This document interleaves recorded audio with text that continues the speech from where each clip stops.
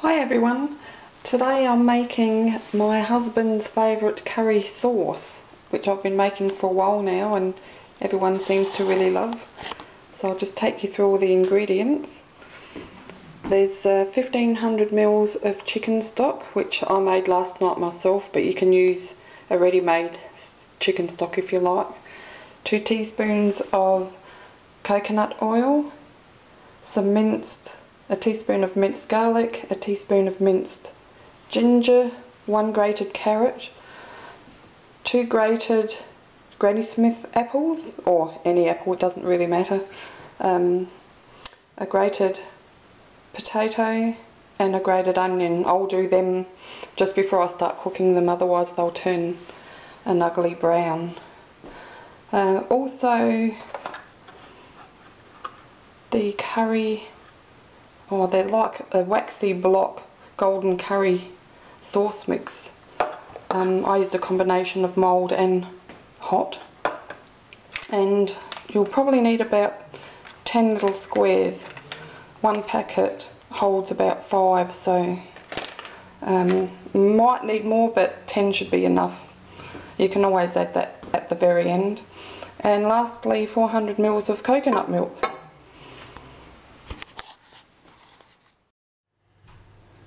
Okay, let's start cooking. I've heated the pot.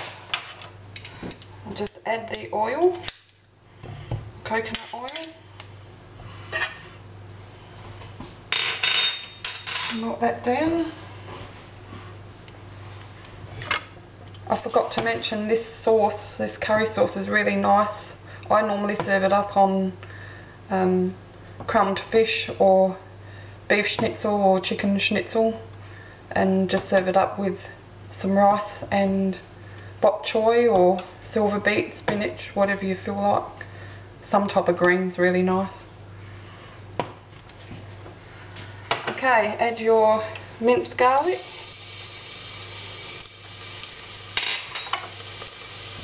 the ginger,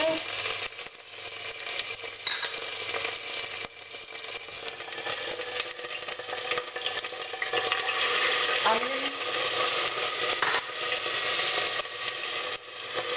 and carrot. Had to turn it down, it's a bit too hot.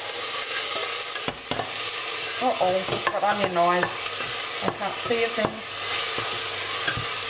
Okay, let that cook away for a minute or two so that the flavours come out.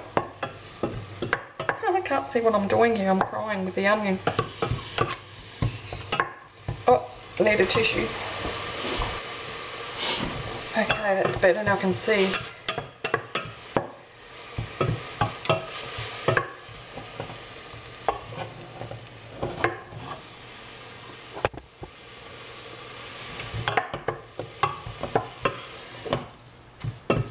Turn the heat up a bit again.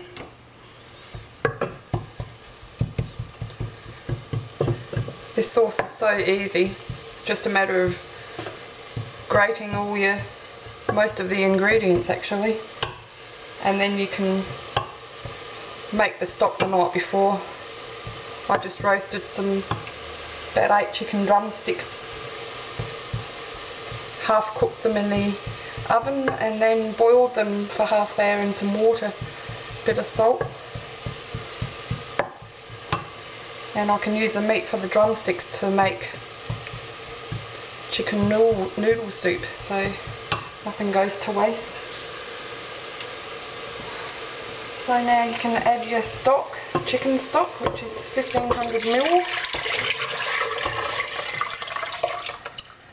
This seems like that's just a bit of pepper and salt.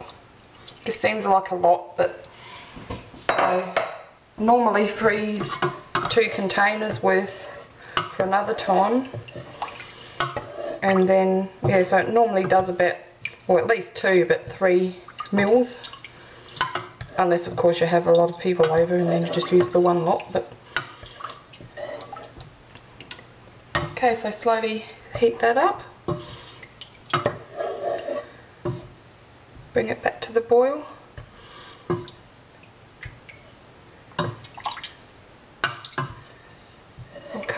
when that's boiling.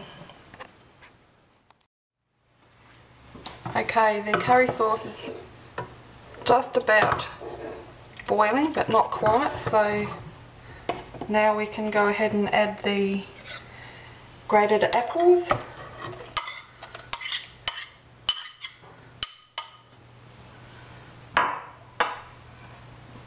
the grated potato,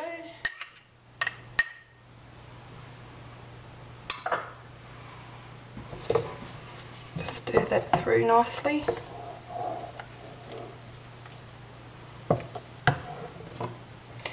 and then the curry blocks. Just stir that slowly until the curry blocks have dissolved. Bring it back up to the near boil again.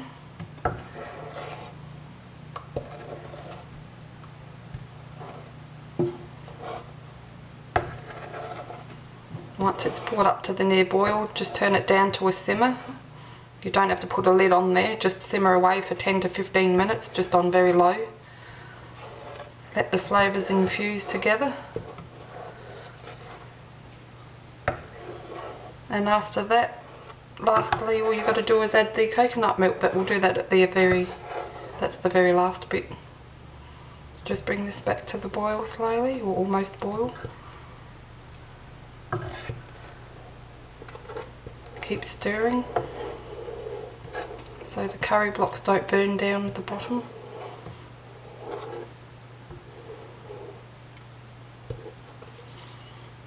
Notice how the sauce is slowly thickening up.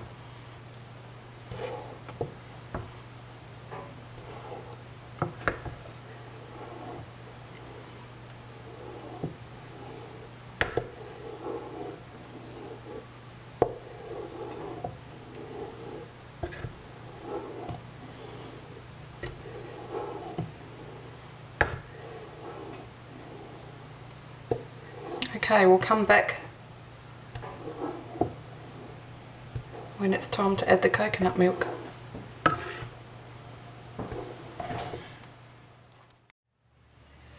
Okay, so 10-15 minutes later, you've got this beautiful rich curry sauce, and we can then add the coconut milk. Because there's so much liquid here, I went ahead and added an extra 3 squares of the cubes, the curry cubes.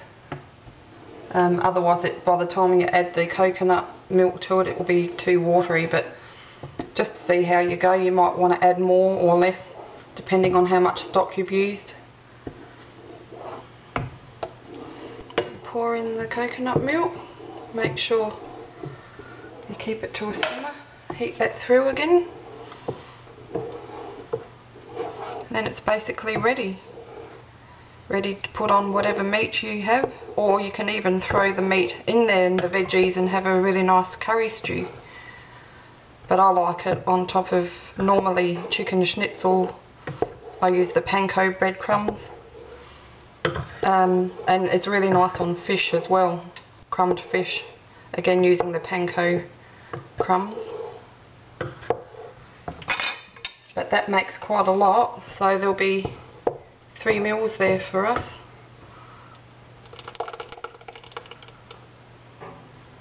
If that's not thick enough for you, like I said, just add more cubes or a bit of corn flour just to thicken it up a bit.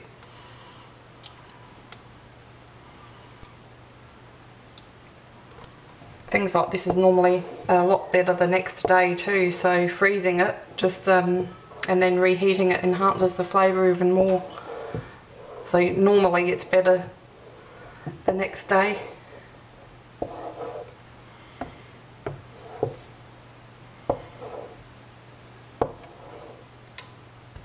I'll add in a few photos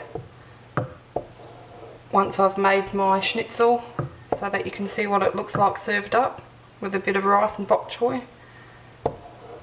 And there you have it.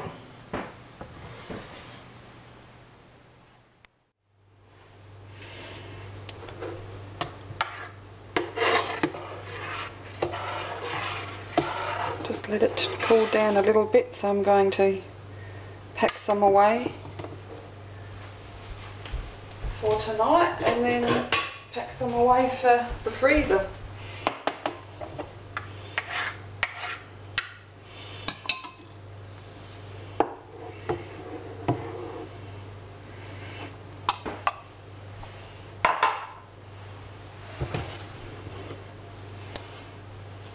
Well, hopefully this won't splash. I should be doing it with a jug, but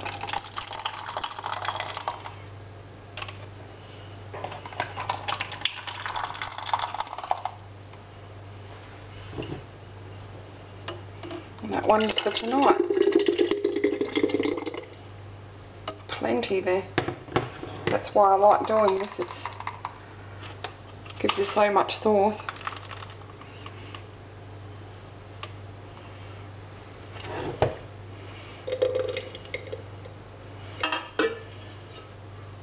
Those two will taste a lot better because the flavours will infuse even more.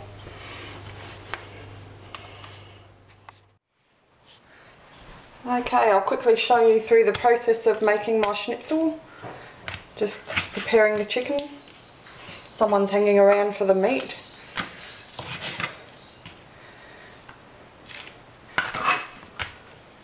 Normally slice mine in half so we get two lots, otherwise they're too thick.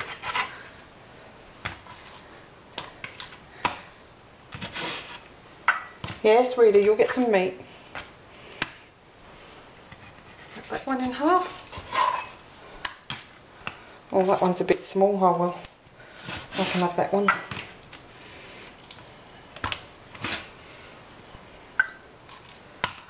Okay, ready to crumb. Take you over here.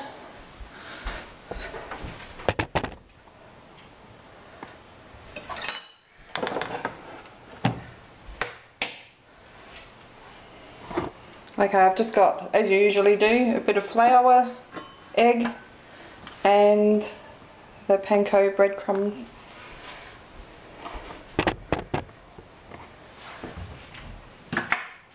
So I just like to add just a little bit of salt and pepper to the flour. Give that a bit of a stir.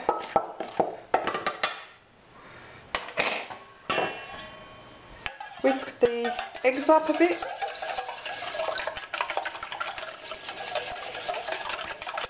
And I add just a little bit of water to that. Make a nice egg wash.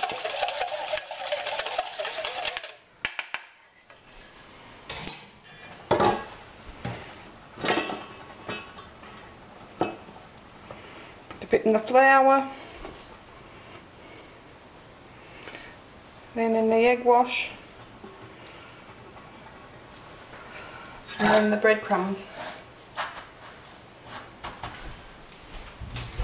Grab a plate so I can put the schnitzel down.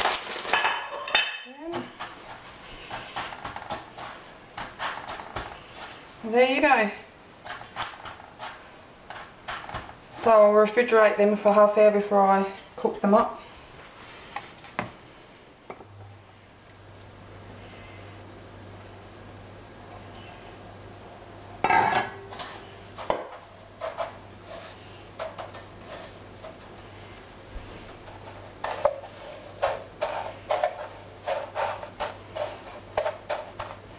Okay, so I'll just throw them in the fridge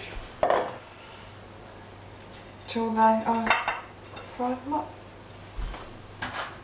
There we go.